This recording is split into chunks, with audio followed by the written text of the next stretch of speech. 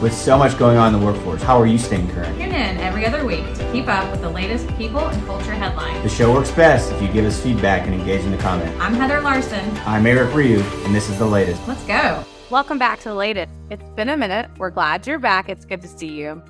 May is Mental Health Awareness Month, so we're so glad to have Wendy Dickenson, PhD, founder and CEO of Grow Counseling with us. Grow Counseling is a very, very well-respected, well-renowned counseling services firm here in Atlanta, Georgia. Today we're going to talk to Wendy about counseling, mental health, and how you as an employer can maybe have an impact on your people. Eric? Well, Wendy, recently the Surgeon General said that loneliness is worse than smoking 15 cigarettes a day. What can employers do to identify and combat this epidemic? Yeah, it's crazy, right? To think that lonely people, another follow-up stat there is that lonely people are 50% more likely to die prematurely than those with healthy social connections. So it's associated with heart disease, dementia, stroke, depression, anxiety.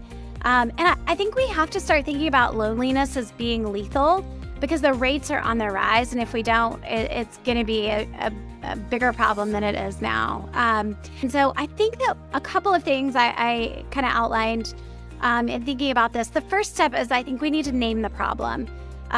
It's a largely invisible issue, right? Because people aren't going to raise their hand and go, hey, I'm lonely, I need a friend.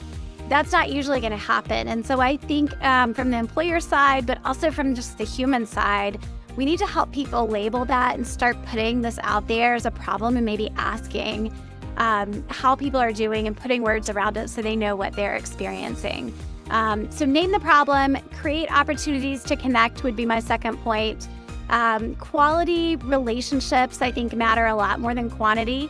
So you could have any number of friends on a social media platform, but usually those don't translate into somebody really feeling known and connected. So we're looking for quality opportunities that people can opt into. Anyone in any kind of management level needs to be the safest person in the company. And we could do an entire talk on how to be a safe person and how to show empathy. But at the end of the day, empathy statements are really statements that reflect understanding and support for somebody. And they're statements that promote connection. So they're not problem solving. They're not trying to get into it and form a plan. They're really just about reflecting understanding and support for someone. Probably corollary to loneliness is anxiety and depression are on the rise. What are some good resources? It sounds like everything that would support loneliness, but what are some good resources employers could deploy to mitigate anxiety and depression in the workplace? It's a great question. I think, again, we could probably talk for an hour about anxiety and depression and how to help people. But I think some basics to consider, you think about education and I think about support. So education would be things like workshops, tools, resources. A lot of companies already have those available that maybe you bring in somebody from the outside to do a workshop specifically on a topic or highlight a resource that you already have internal and just send it out to everyone. And then support would be more relationally based. So maybe peer connections, peer groups, mentor groups, or counseling. I'm obviously a big fan of that.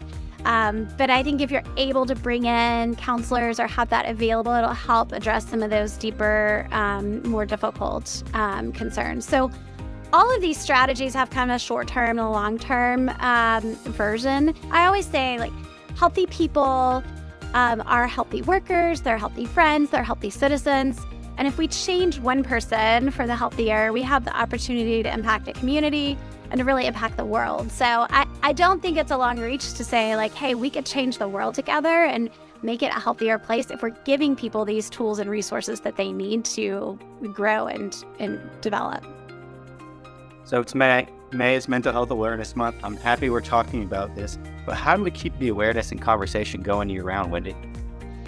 I think we make it a priority, right? We just do it. And it's kind of that drip, drip, drip approach. I think if you're parenting or any other way that you're kind of trying to put something in front of somebody, it has to be an ongoing approach. It's one of the things in our partnership with Insight Global, I think they do really well, if I can give them a shout out, is it's an integrated piece of their overall wellness conversation that they're having all the time. And so it's mental health with leadership. It's mental health with the team. It's how do we do this as individuals? How do we take care of each other? And so I think it's integrating it throughout all of the conversations and recognizing that like mental health isn't a separate category. It's an integrated part of who we are as people. And so glad you mentioned your work with Insight Global. And that's something that really I should have mentioned in your bio is your great work with employers through telephonic mental fitness. Really, you all are that help. But